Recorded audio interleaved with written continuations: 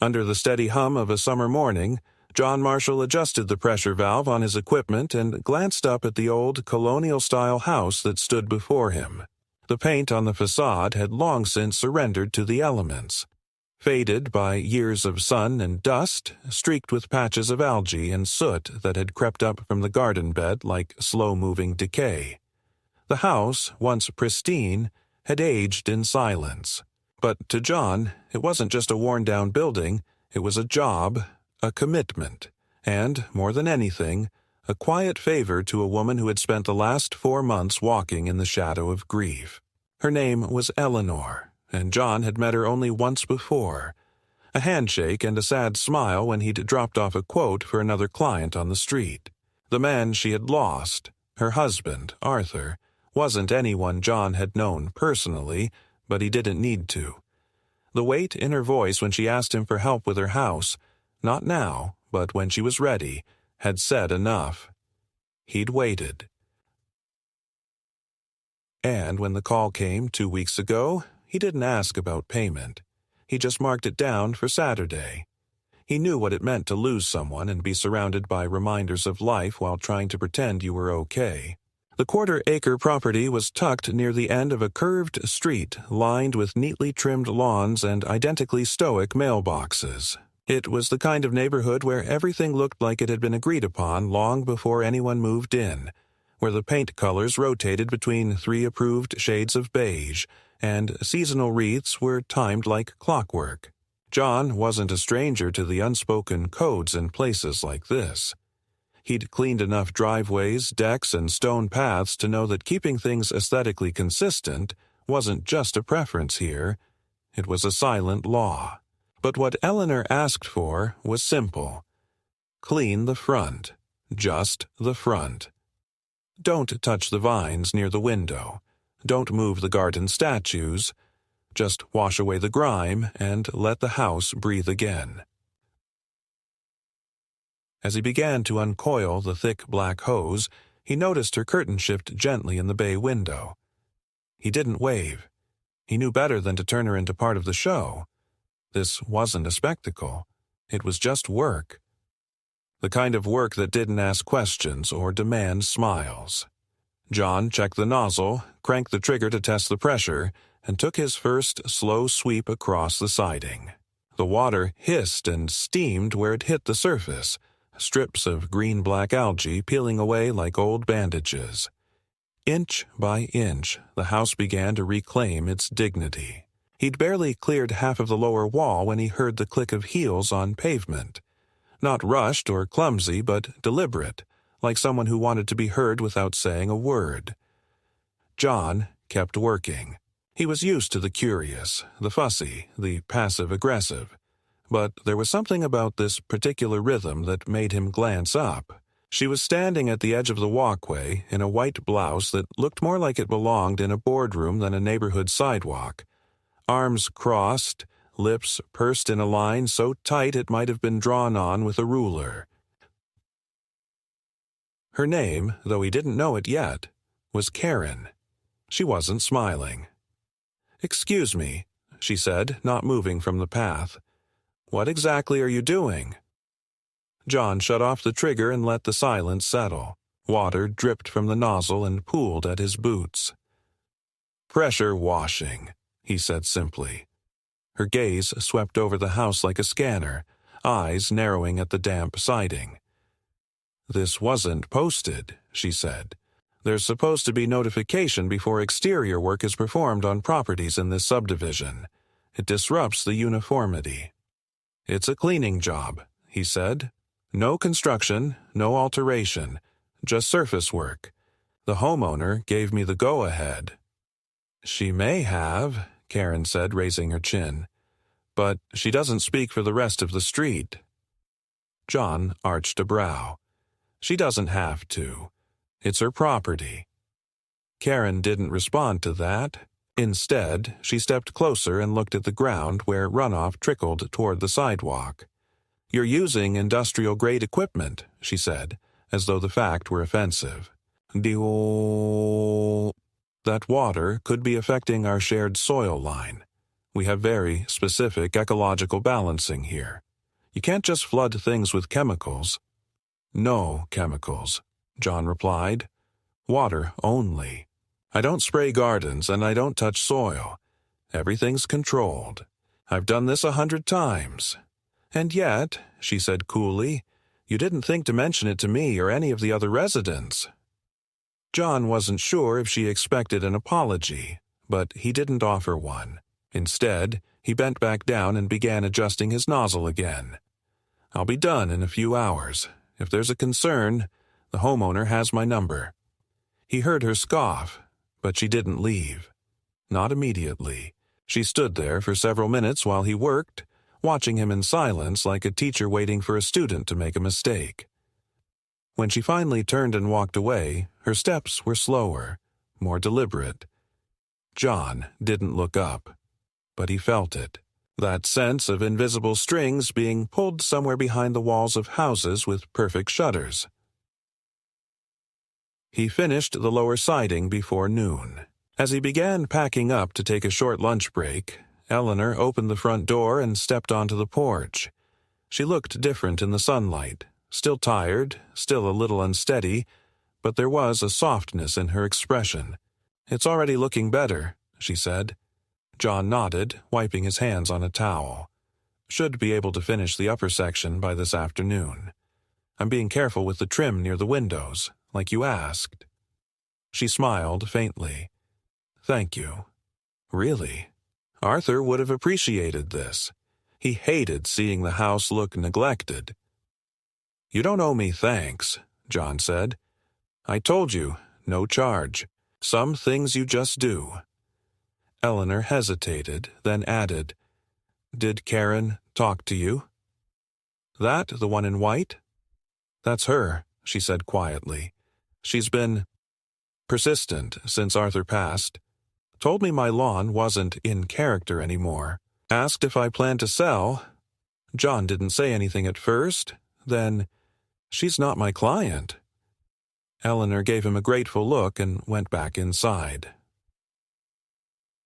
As the door clicked shut, John exhaled. He knew this kind of neighborhood.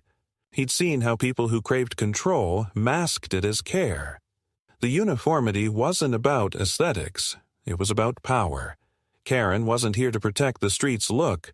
She was here to decide who got to stay. An hour later, he was back on the ladder, rinsing the upper panels when he felt it. Sharp, sudden, and primal. A sound, small and quick, like a crack of compressed air and a sting on the wall just to his right. He froze. His pulse slammed against his ribs. He looked and saw it. A clean dent in the siding, a chip of vinyl shaved off by something fast, something hard, a gunshot. No warning, no sound beyond that split-second snap, no shout, no second round. John gripped the ladder and lowered himself, heart thudding like a hammer. He didn't know if it came from the trees, a house, a window, but he knew it wasn't a firework, and it wasn't a coincidence. He called the police from the driveway, fingers still slick from adrenaline. By the time the cruiser rolled up, the neighborhood was already watching from behind curtained windows and shaded porches. The officer, young, polite, and clearly out of his depth, walked the perimeter, looked at the chip in the siding, and shrugged. "Could have been a pellet," he said, "or debris from your washer." "I know what it was," John replied, his voice like gravel. The officer wrote down notes, took photos, and gave him a card. "If it happens again, give us a call." John didn't answer. As the cruiser pulled away, he turned back to the house and looked at the dent in the siding. It wasn't just a warning. It was a message. Someone had made a decision, and if they were willing to fire a shot over algae on vinyl, then the dirt on the house wasn't the only thing that needed to be cleaned. And suddenly, he wasn't sure anymore if this was still just a job. John didn't sleep that night, not well anyway. He'd locked up his equipment, made a quick meal, and tried to distract himself with the dull glow of the television, but the image of that chipped siding kept resurfacing in his mind with unrelenting clarity. He knew what he'd heard, what he'd felt. It wasn't paranoia, and it wasn't a technical fault. He'd spent over a decade working with industrial washers. The noise, sharp, immediate, unnatural, had bypassed the logical part of his brain and lit up something older, deeper, a primal recognition of threat. Something had been fired at him, and that something hadn't been meant to miss by much. The next morning he returned to the site early, despite every part of him urging caution. The air was still thick with heat, but quieter, unsettled. Eleanor didn't come out to greet him this time. Her curtains were drawn. The neighborhood felt different, tenser, as if the houses themselves were holding their breath. He walked up the drive, his boots crunching the gravel that hadn't yet been swept back into neat lines after the runoff from yesterday's wash. The chip in the siding still sat there like a scar. He stepped closer, running his thumb across the shallow gouge. It hadn't grown overnight, but it seemed deeper now, somehow, more aggressive in the daylight. John took his phone out and snapped a few photos. Close-ups, wide shots, angles from the ladder he climbed yesterday. He didn't know yet what he planned to do with them, but documentation felt necessary.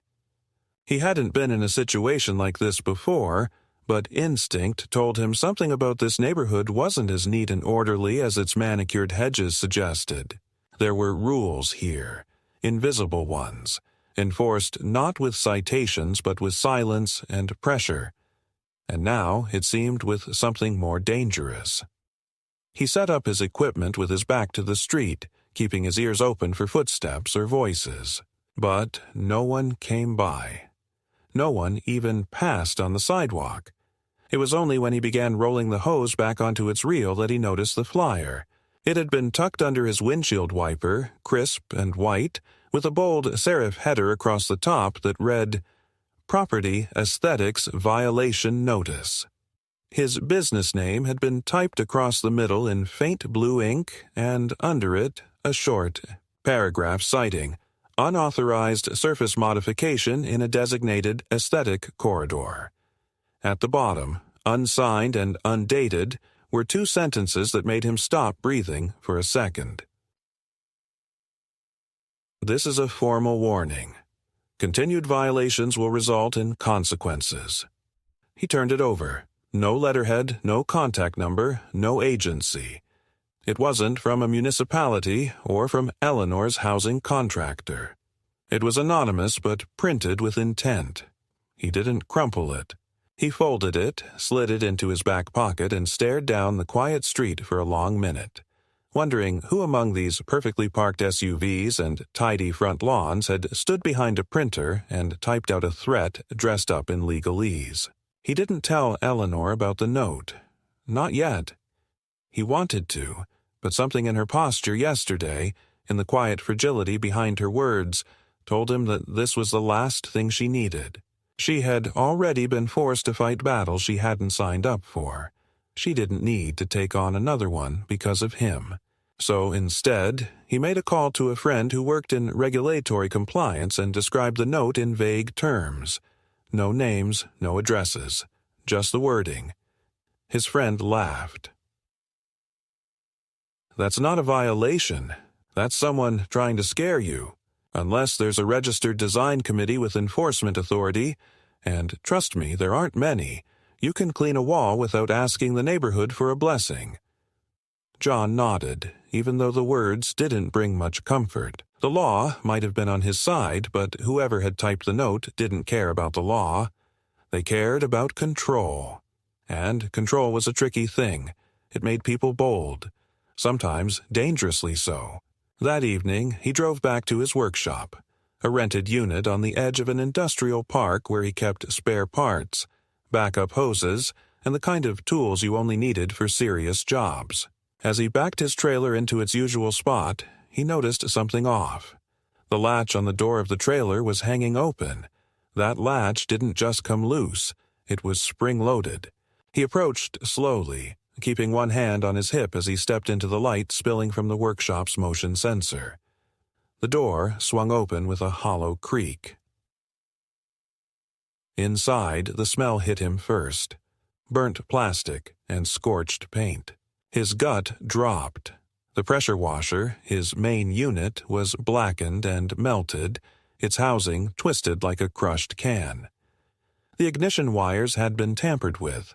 The fire had gutted the unit from the inside out, but it hadn't spread. Someone had lit it with precision, just enough to destroy it, not to catch the rest of the trailer. He didn't need a forensics team to tell him this wasn't an accident. He called it in. A fire inspector showed up the next morning and walked the scene, taking slow, bored notes. "Hard to say for sure," he said. "Could have been a power surge. Could have been arson. You want us to open an investigation?" "Yes," John said immediately. The man shrugged. "All right, but between you and me, even if we prove something, unless you've got video, it's not likely to go anywhere." John didn't reply. He just nodded and started calling insurance, then his supplier, then his backup guy. He had to cancel 2 jobs and shift the rest. But he didn't shut down. That wasn't how he operated. When someone tried to knock him down, his answer was always the same: stay standing longer than they expect you to. Later that afternoon, he pulled into Eleanor's driveway one more time, just to check on things. As he walked up the porch, he noticed that her mailbox flag was up. He hesitated, then turned back and walked toward it. Inside was an envelope, hand-addressed with careful cursive. He didn't touch it, but when he looked closer, he saw his own name scribbled at the bottom in smaller letters. Barely legible, almost an afterthought. "John, please stop. They're serious." It wasn't signed, but it didn't need to be. The message was clear. Someone had reached her, spoken to her, pressured her, and now she was caught between gratitude and fear, trying to push him away before she got dragged in deeper. It was the same tone people used when they tried to convince themselves that silence was safer than truth. He didn't knock, he just left. Drove back toward the main road and didn't look in the rearview mirror. But as he turned onto the freeway, his phone buzzed with a text. Unknown number, just 3 words. Enough is enough. John slowed his truck and pulled into a gas station lot. He stared at the message for a full minute, unmoving. He knew then, with absolute certainty, that this wasn't about Eleanor's house anymore. It wasn't about mildew or runoff or aesthetics. It was about someone wanting to make a point. And that point had sharp edges. That night he filed a police report for arson, provided photos, and submitted the flyer. He also called his business insurance rep directly and explained the threat. Then he called his lawyer. Not because he was suing anyone. Not yet. But because he wanted it on record. Everything. He was methodical, measured, careful. He wasn't playing vigilante, and he wasn't going to fall into the trap of guessing who had done what. Let the law handle what it could. But what the law couldn't see, he would. Quietly, from the edges. And as he lay in bed that night, staring at the darkened ceiling, the words repeated themselves over and over again in his head. Enough is enough. He didn't disagree. The only question was, enough for whom? John arrived at the property 3 days later, not because he had to, but because something didn't sit right. The cancellation of future work at the house had been mutual, unspoken, more like an understanding that passed silently through Eleanor's second envelope. One left tucked behind a loose shutter, written in smaller, more jittery handwriting than the first. It had simply said, "They asked me not to talk to you. I think they mean it. Please take care of yourself." There was no signature, no address, not even a date. But John had recognized the sadness in those uneven strokes. Something was happening behind those white-trimmed windows, something more than intimidation. And while Eleanor hadn't said the words out loud, the meaning came through clearly. She was scared. He didn't park in her driveway that day. Instead, he stopped 2 blocks over beside an electrical box covered in ivy and low-hanging branches. The walk back gave him time to think. The heat was thicker now, almost sticky, and the sky pressed down like a damp towel. Something about the air made him feel like he was walking into a room right after an argument. Everything looked normal, but there was tension embedded in the silence. As he approached the house, he saw something that made him stop cold. Her front garden, the carefully kept bed of seasonal flowers she'd refused to let anyone else touch, had been torn up. Not just trampled. Destroyed. Soil was overturned in harsh swaths, petals ripped from stems, the roots half exposed and browning under the sun. At the center of the mess, like an afterthought, sat a jagged shard of glass with what looked like paint or marker along the edge. He stepped closer. It wasn't just scribble, it was a crude X, drawn in red, deliberate, loud without being large. John crouched down, scanned the area, and stood back up. There were no footprints he could trace, no obvious tools left behind, but the destruction was targeted. The rest of the property was untouched, mailbox fine, siding clean, porch unsmudged. This wasn't vandalism for the sake of chaos. This was a message. And if he was reading the situation right, it wasn't for Eleanor. It was for him. He didn't knock on her door. He didn't want to bring this to her any more than it already had been. Instead, he took out his phone and started snapping pictures of everything. The flower bed, the broken glass, the marker. He made sure to get wide shots with the house number in the frame. Then, without waiting, he walked back to his truck, opened the center console, and pulled out the folder with the police report and insurance claim he'd filed earlier that week.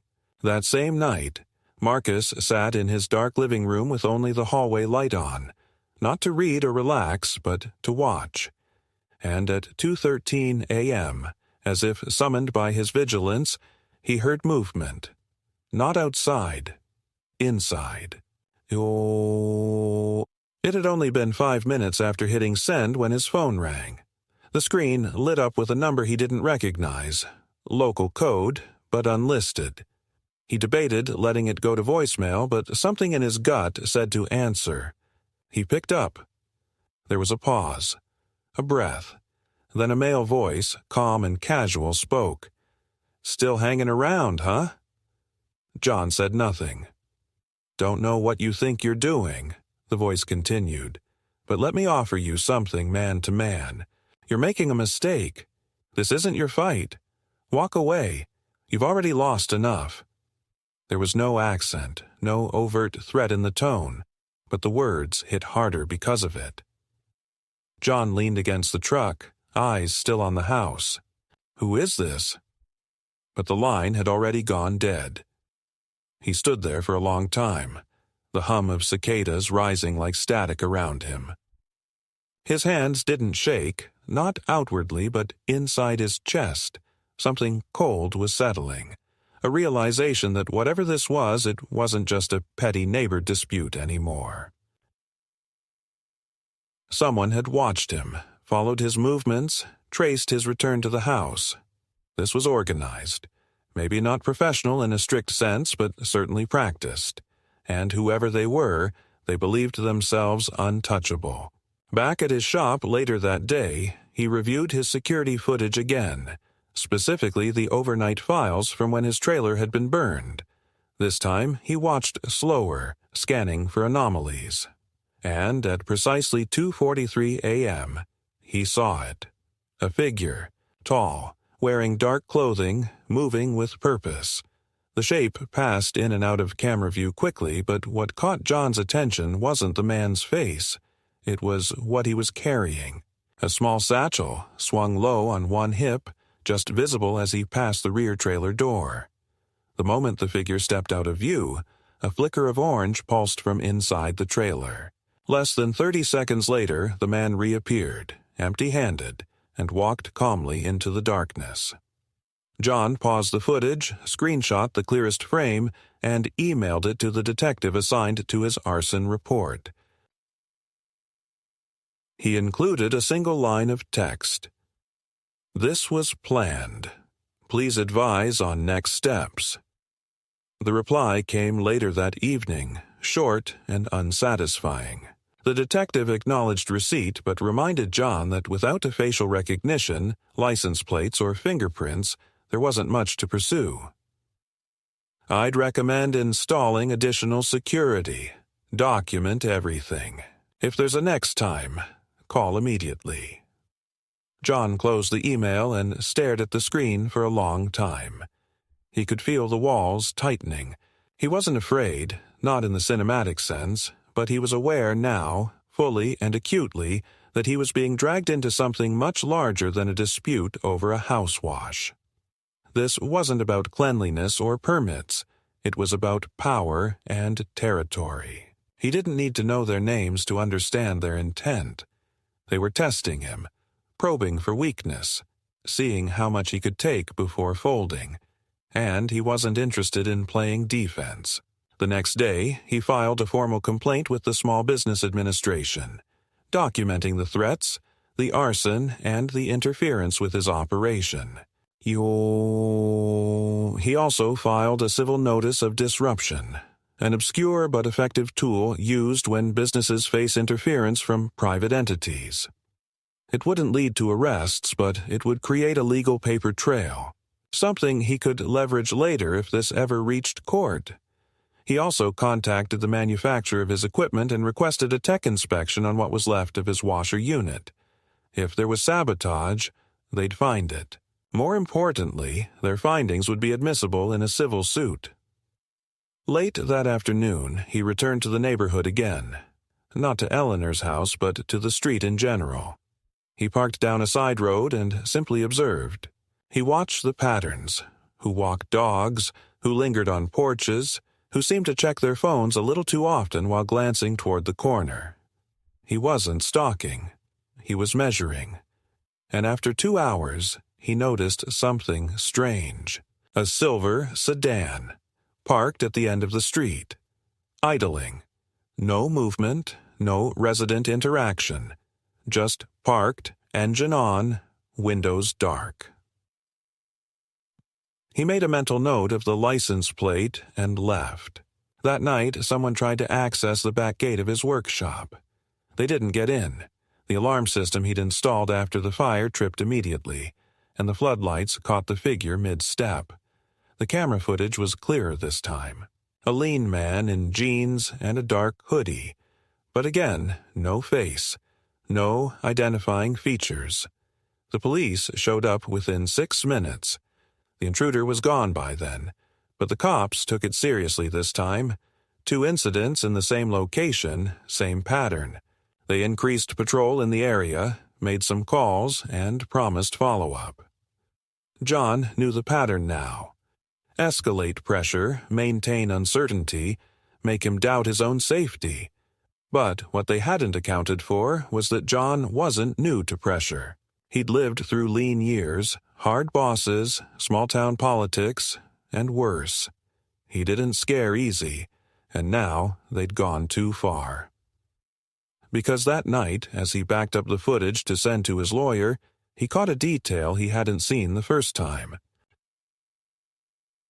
A reflection in the side mirror of the truck parked across from his gate. For a second, just a second figure. Not involved, just watching. And in that reflection, a face. Not masked, not blurred, just watching. And smirking. He paused the frame and leaned in. And for the first time, John smiled. Because now he had a lead. John spent the next morning inside his office, lights dimmed, blinds drawn, his coffee gone cold beside a legal pad he hadn't touched. He'd watched the same paused frame from the night before on his monitor at least 50 times, zooming in and out, adjusting contrast, looking for more context in the smirk, the posture, the angle of the head slightly turned toward the workshop gates. It wasn't just the appearance of a face that caught him, it was the calm. the unhurried confidence in that smirk. This person wasn't there by accident, and they weren't afraid of being seen. That confidence told him everything he needed to know. Whoever this was, they believed no one would do a damn thing about it. That they could stand in the open, watch it all unfold, and remain untouched. That kind of arrogance only came from someone who'd done it before and never paid the price. John sent the frame to his lawyer with a brief note. Someone watched the break-in. This isn't random. Then, using the partial plate number he'd memorized from the idle sedan on the street a few days earlier, he pulled in a favor from a friend in vehicle logistics who owed him a small debt. The sedan, it turned out, was a registered rental out of state, paid with a prepaid business card with a corporate affiliation he didn't recognize. No personal ID, just a billing name. RBP Consulting. The address attached wasn't residential. It was a drop mailbox in an industrial park across the city, not far from where John kept his own supplies. He made another note, took a deep breath, and reminded himself he wasn't chasing ghosts. He wasn't a private investigator. He had no interest in solving anything. But what he could do was stack information, build a foundation, and when the time came, hand it over to the right people who did have the authority to act. He spent the afternoon following up with the equipment manufacturer, whose technician confirmed that the electrical unit of his pressure washer had been bypassed manually. The spark system had been jumped by an external wire, likely fused with a temporary power supply to induce short-circuit overload. In plain English, someone had burned it from the inside on purpose, using a method designed to mimic an internal failure. The report was emailed to him, formatted cleanly, and he immediately attached it to the growing file his attorney had begun assembling. But it wasn't until he received the next call that things shifted from targeted harassment into something that resembled structured, deliberate suppression. The call came from the city's small business liaison, an older woman named Helena he'd met once at a trade permit meeting. She was measured, careful with her words, but he could hear the discomfort behind her tone. "Mr. Marshall," she said after exchanging formalities, "I'm calling because we've received a complaint from a neighborhood association regarding a series of zoning and safety violations related to your business activities. They're alleging that your presence in their area constitutes an unlicensed commercial operation on residential property, and that it involved hazardous materials without notification." John blinked. "I was washing a house." "I understand that," she replied, her voice lowering. "And between us, I know this smells wrong. But I have to process the report. You may be asked to submit a formal response or appear for a zoning compliance review. I'm not based there. I performed contracted work with consent. I know, but these kinds of complaints tend to snowball. I just wanted you to hear it from me first. You'll get a notice in the mail soon." John thanked her, hung up, and sat back in his chair, staring at nothing for a long moment. They were taking the fight off the street now, moving into institutional spaces. This wasn't about garden beds or noise. This was about smearing him until his name couldn't appear on a job application without triggering a warning. They wanted him out, not just of the neighborhood, but out of the system. If they couldn't scare him, they'd discredit him. And if that failed, maybe they'd just ruin him. But that approach required subtlety, documentation, bureaucracy, time. And John had just been given a very valuable thing, a little time to prepare. He printed every document he had, every invoice, every signed client agreement, every inspection clearance, and assembled a binder he could deliver if called in. He wouldn't be caught scrambling. He wouldn't be made to look sloppy or shady. If they wanted a fight in the language of paperwork, he'd meet them in their own dialect. Later that night, Eleanor called. It was unexpected. Her voice was quiet, uneven. "Can you meet me?" she asked. "Not at the house. Somewhere neutral. They agreed on a small bakery halfway between their neighborhoods just before closing. When John arrived, she was already seated near the back, her posture tight, hands wrapped around a coffee she hadn't touched. He approached slowly, sat down across from her, and waited. "They came to me again," she said after a moment. "Not police, not anyone official, just a man. Smooth voice. Said he was from the Neighborhood Alliance Committee. Told me I was risking a fine for unregulated restoration, that my house was flagged for aesthetics disruption." John raised an eyebrow. "Did he show ID?" "No, but he knew everything. The contractor I used for the shutters. The name of my late husband's estate planner. He knew Arthur's service history. He even knew what prescriptions I filled last month." John didn't speak. He just let her continue. "I asked him to leave. He smiled, said it was just a conversation, that if I wanted to avoid unpleasantness, I'd do the right thing and transfer utility rights to the committee." John exhaled, slow and steady. "Utility rights? I don't even know what that means." But when I said no, he said something else. He said, "It's not about ownership, it's about participation. You can't live on a street and not play by the rules." John felt something tighten in his chest. You okay?" "No," she said plainly. "I'm not. But I won't run either." John nodded slowly. "I'll make a few calls." "You don't need to protect me," she added. "I'm not. I'm protecting the right to be left alone." They left separately, but something had changed in her eyes. She wasn't broken anymore. She was angry, and that, John knew, was dangerous to people like the ones behind this.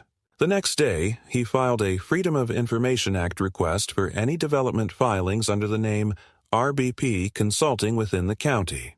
The paperwork would take time, but if they were funneling money through a shell for a future project, the trail would eventually surface. He wasn't going to storm gates or confront anyone. That wasn't his job. What he would do was endure. By the time the zoning review letter arrived in John's mailbox, thick with bureaucratic formality and printed on a letterhead he didn't recognize, the tension had already been simmering for days. The envelope was larger than standard, the kind of legal package that didn't fold and didn't ask questions. Inside was a multi-page document accusing his business of operating in an unlicensed capacity within a regulated residential enclave, listing 4 formal complaints of environmental disruption, 1 claim of surface runoff contamination, and a note indicating his business license would be reviewed for potential temporary suspension pending investigation. There was no signature, just a line at the bottom reading, "Filed in accordance with Ordinance 442, per Regional Compliance Adjustment Guidelines." It was vague, deliberate, and clearly meant to intimidate. John read the document twice, slow and deliberate, then laid it down on the counter, rolled his shoulders once, and exhaled through his nose. This wasn't a surprise, not anymore. It was just the next card played in a deck already stacked against him. What they didn't understand, what they never seemed to grasp, was that their games relied on fatigue. They depended on people folding under pressure, counting on fear, shame, or financial exhaustion to do the work for them. But John had been through worse. You don't survive lean seasons, broken contracts, and the quiet humiliation of watching bigger companies swallow clients you built from the ground up without learning how to outlast pressure. He didn't need to win by force. He just had to stay standing longer than they thought possible. He faxed a copy of the letter to his attorney, then another to the small business legal resource group he'd been working with since the first report of sabotage. Both teams responded quickly, within hours. His lawyer, sharp and methodical, already had a drafted rebuttal prepared. The legal advisor from the SBA confirmed what John had suspected. Ordinance 442 was real. but the specific Regional Compliance Adjustment Guidelines cited didn't exist. The language had been fabricated to sound authentic. The notice itself was not technically illegal, but it was misleading and unenforceable unless pushed through a city process, which would require a formal hearing, evidence, and testimony. In other words, this was a bluff, but one written with enough polish to scare a less experienced operator into backing down. It was a scarecrow dressed in real clothes. The following day, while delivering documents to his attorney's office downtown, John returned to find a voicemail from one of his former clients. The man's voice, usually upbeat, now carried hesitation, discomfort. "Hey, John, look, I don't want to get into the middle of anything, but someone came by, said you were under investigation, that it might not be safe having your truck parked near my place. I don't know who they were, but they had a pamphlet. Looked official. Said they were trying to preserve community integrity.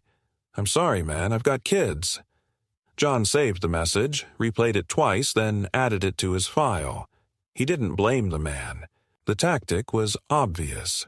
Cast enough shadows and eventually people will start to believe something's lurking behind them. It was psychological rot, and it was spreading. That same afternoon, he received an email from a supply distributor he'd used for years, stating that due to ongoing concerns related to regulatory standing, they were temporarily placing his account on hold. No further shipments, no orders, just silence. He didn't scream. He didn't throw anything.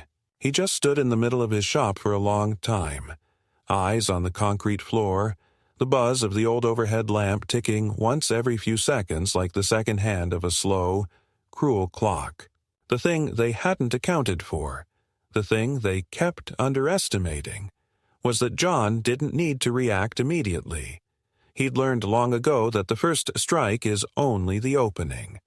The real battle happens in the follow-through. So he adapted. He found a secondary supplier farther out in the county, more expensive but still operational. He transferred his pending jobs to alternate dates and reached out to clients personally, one by one. Some hesitated, a few canceled, but most stayed.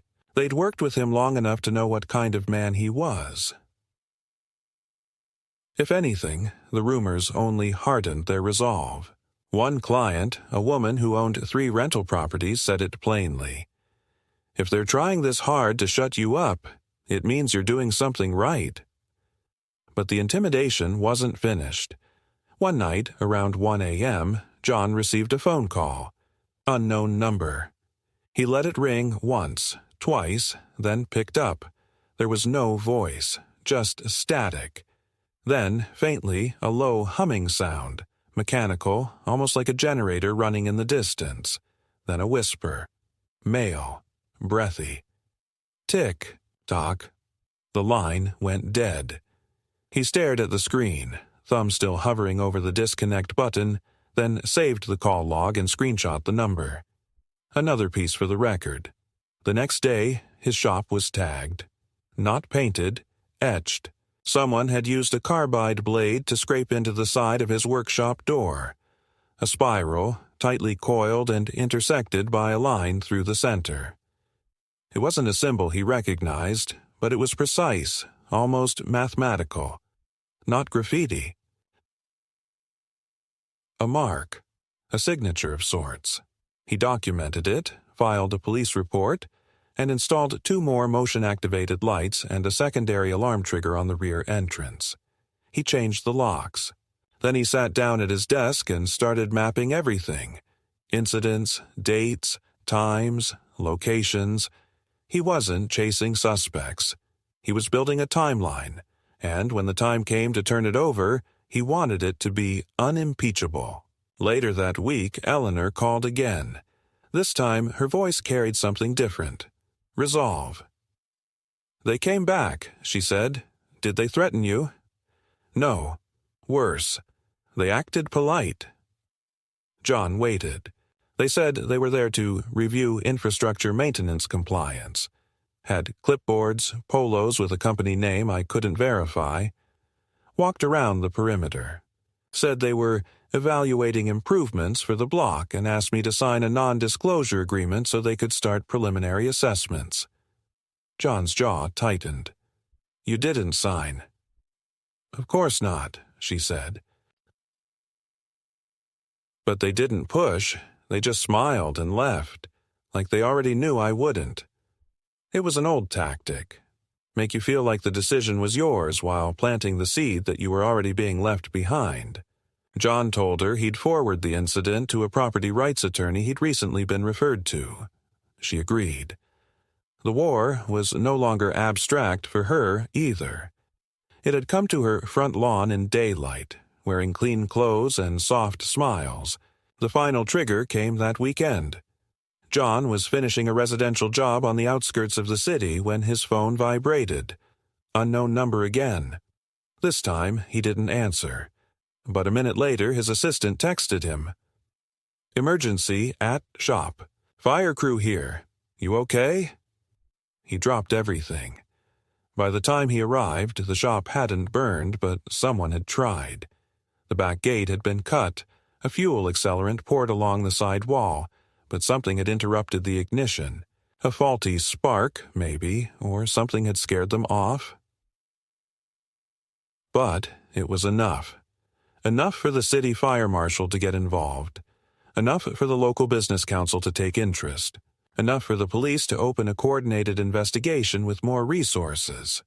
Enough for a real journalist, a friend of one of John's longtime clients, to reach out, ask questions, and start pulling records. Suddenly, John wasn't just a contractor. He was the target of a coordinated harassment campaign with documented threats, material sabotage, and civil suppression attempts. And now, others were watching. Officials, lawyers, advocacy groups. And still, he didn't stop working. Because for every job they tried to rip away, another came in. Someone who'd heard, someone who didn't like bullies, someone who wanted to stand behind a man who didn't bend. And for every lie whispered in the shadows, he answered with truth typed in full print and sent by registered mail. The silence from the other side was telling. They had escalated with every step, but now their options were narrowing. Because once someone fights in the open, once the masks come off, you can't just hide again behind clipped hedges and clean sidewalks. And John wasn't hiding. He was preparing. The meeting with the prosecutor's office wasn't dramatic. There was no courtroom, no gavel, no spectacle. Just a private office on the 7th floor of a weathered government building downtown, with paper-stacked desks, outdated calendars on the wall, and fluorescent lights that buzzed softly overhead like a warning never quite spoken aloud. John arrived on time, dressed in clean work clothes, not a suit, not armor, just who he was. His lawyer accompanied him, briefcase in hand, the large binder John had meticulously compiled over the past weeks tucked under his arm. The investigator who met them didn't introduce himself with fanfare. His name was Daniel Harper, a man in his 50s with a voice that carried quiet authority and eyes that had seen this kind of rot before. He didn't waste time on pleasantries. After shaking hands, he nodded toward the documents and simply said, "Let's see what you've got." They went through it all. Every flyer, every fake notice, every incident. The arson report, the attempted break-ins, the zoning letters, the sabotage of his business license, the call logs, the video stills, the vendor lockouts, and, finally, the contact information of Eleanor and the statements she had agreed to provide through her attorney. It wasn't an accusation. It was a timeline, supported by facts and documentation, something that didn't rely on speculation or emotion but on patterns, pressure, and cold, methodical targeting.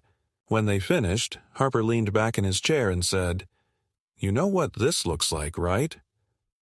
John said nothing. He didn't need to. This is a suppression campaign. private pressure network, likely tied to real estate development or proxy asset consolidation.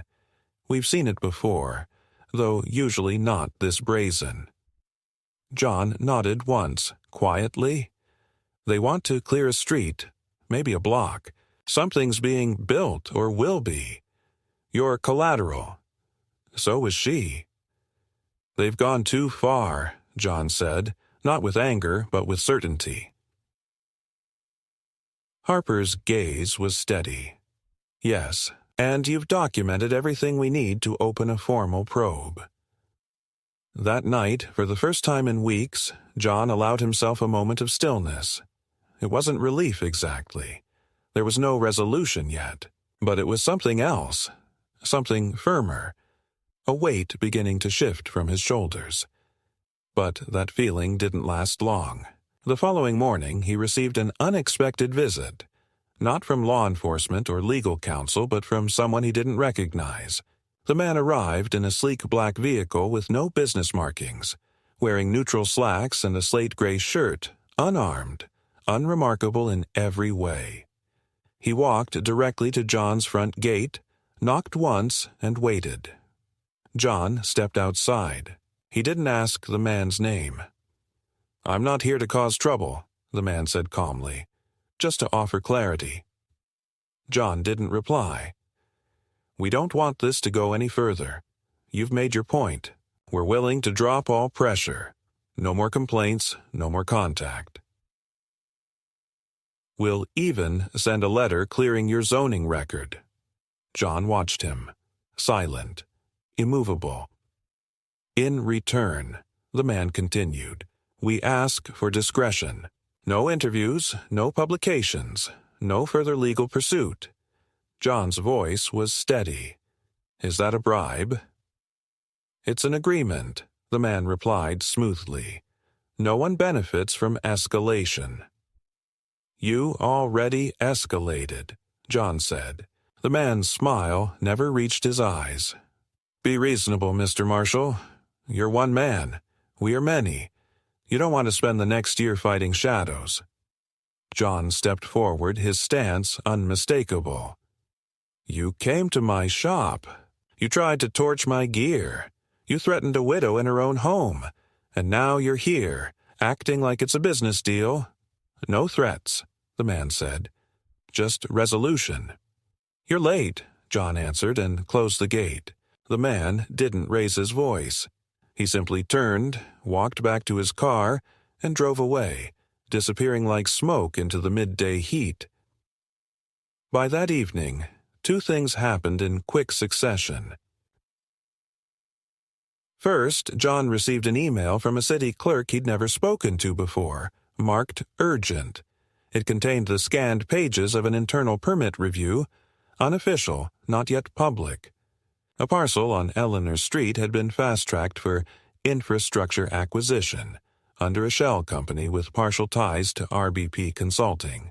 The phrasing was vague, talk of utility corridors, long-term zoning amendments, but it confirmed what they had all suspected. Someone wanted the land beneath that house, and they were willing to raise whoever stood on it. Second, Eleanor's property was vandalized again. Not the garden this time. Her front windows. Each pane shattered cleanly with surgical precision, as if designed not to destroy the frame but to rattle the nerves. A single object had been left on the porch. A rock wrapped in a printout of John's business logo, circled in red marker with the word "Stop" scrawled across it in uneven block letters. The police took the report more seriously now. They dusted for prints, took statements, and promised increased patrol.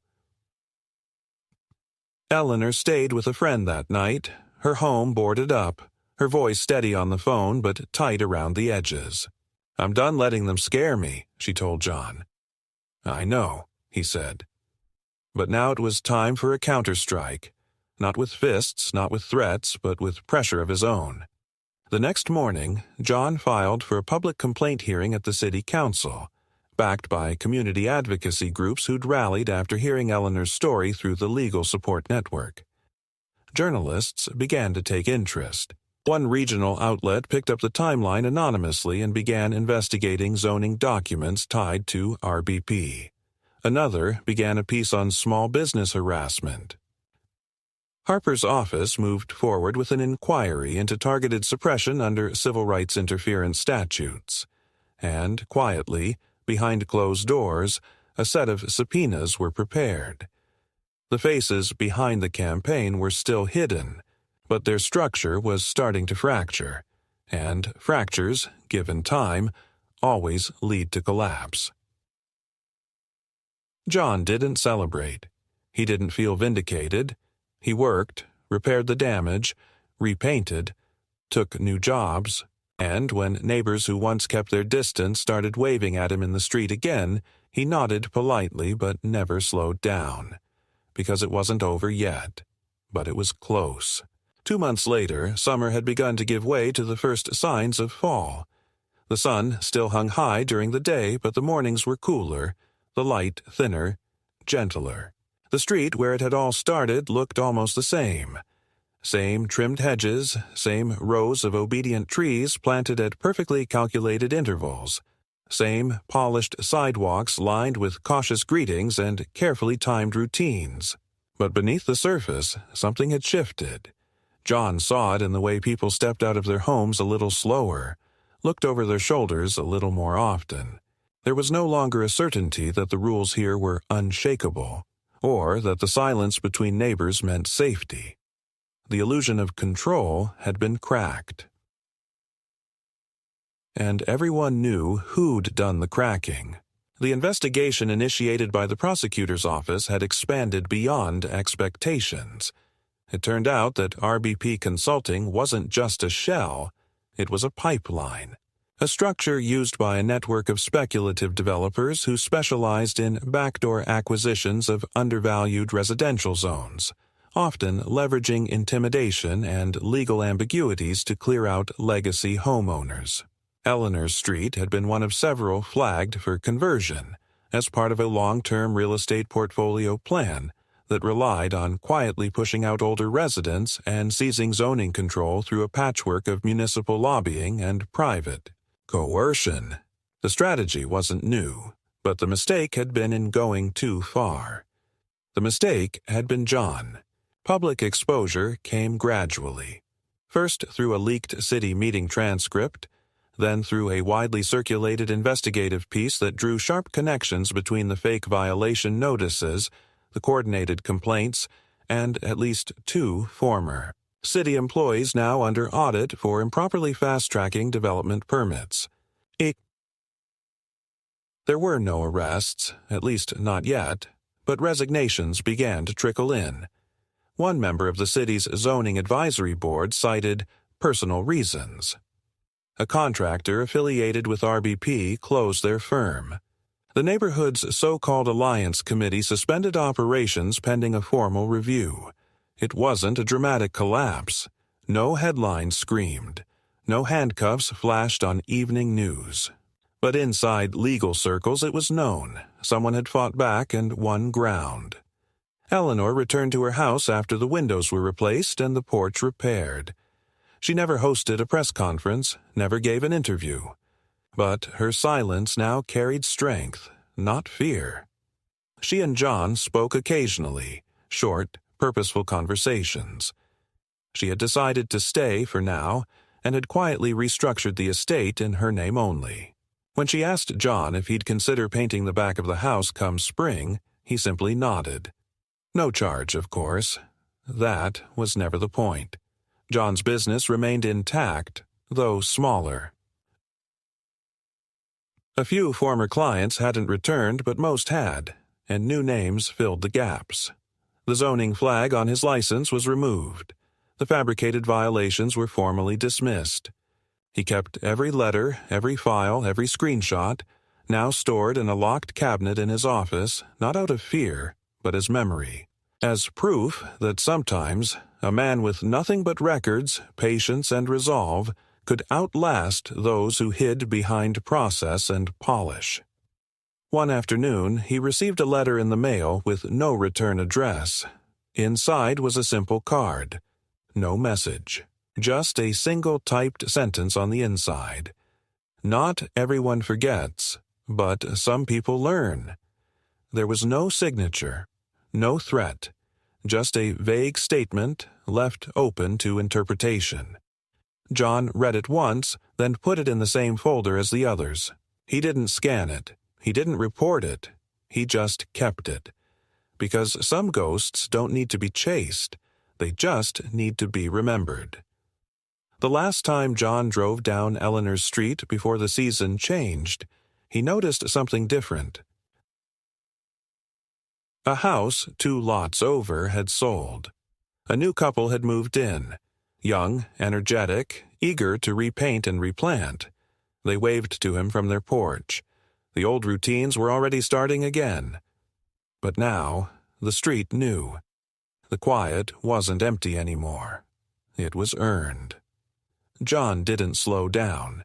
He just nodded once and kept driving. The battle was over, but he wasn't looking for applause. He had another job waiting, another day ahead. And as the houses disappeared in his rearview mirror, he let himself feel something rare. Not victory, but peace. Not loud, not overwhelming, just steady, like water under pressure, finally finding its way through. Somewhere else, another tenant was waking up to the same dread, the same scratches on the surface of daily life that didn't bleed but never healed either.